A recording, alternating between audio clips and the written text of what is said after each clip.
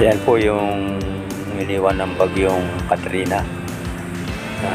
Ayan po, tumba-tumba na po yung mga tanim ko. Ayan po.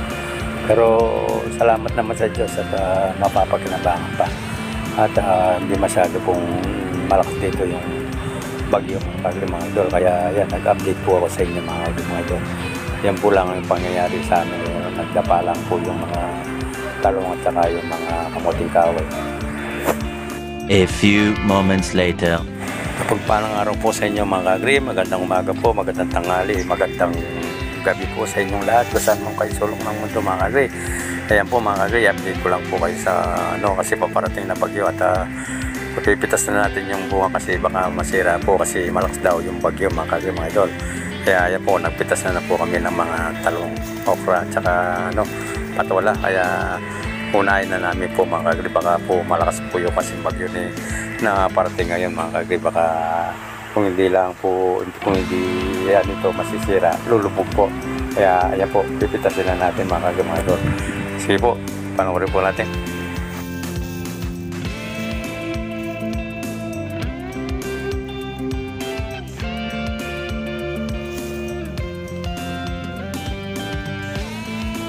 Yan po mga kagri, kahit paano po nakapitas po tayo kaysa naman po mapagyuan po yan mga kagri. Meron na po tayong ulam, meron ng may ulam. Ayan po, sige po mga kagri mga idol at panood niyo po.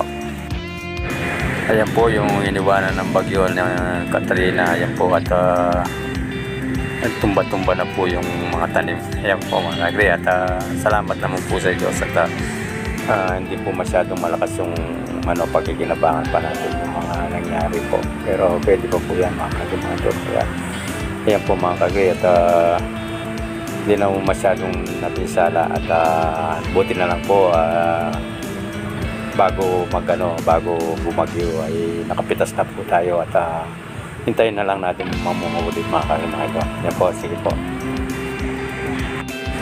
mga kagri, pati yung mga tanim nating mga luya yan nagkatalpos-talpos na rin pero may bungan po, pero yung iba siguro tinangay na ng mga tubig at saka kasi malaga din po yung dyan yung mga tubig, tapos siguro nabunot-bunot dyan dahil sa lakas ng wala na po dyan sa lakas ng ulan at saka yung pero kahit paano meron pa rin natin yan po at may mahalipag po tayo pagdating na may buwang na rin po kasi sayang lang noon po.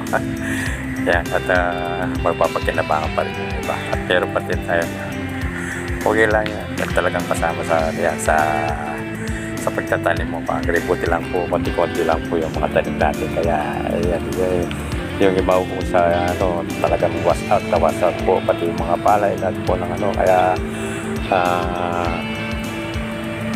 nakakawa naman po sila mga kagri po. Sige po.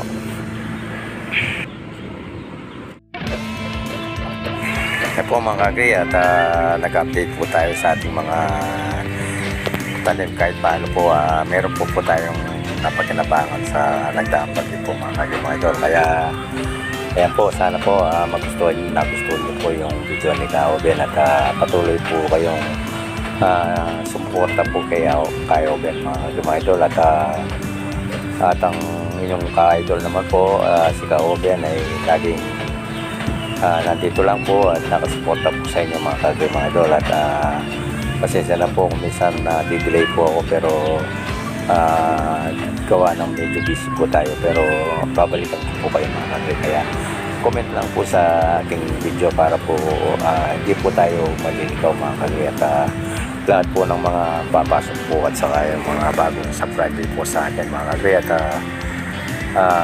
mag-comment lang po kayo para po madali po kayo mapunta at pasok liyan po kayo mga kagri. Sige po mga kagri at maraming salamat po at ang pag-ibig ng Diyos ay lagi sumainyo. Ingat-ingat po kayong lagi at sana po lagi po ay nasa mabuting kalagayan at sampunan inyong mga mahal sa buhay. Hanggang sa muli po, nagpapaalam na po si Kaoben Andreom. Bye-bye po mga idol, mga agri, mga idol. Hanggang sa muli po, kita-kita po tayo muli. Bye-bye. God bless all.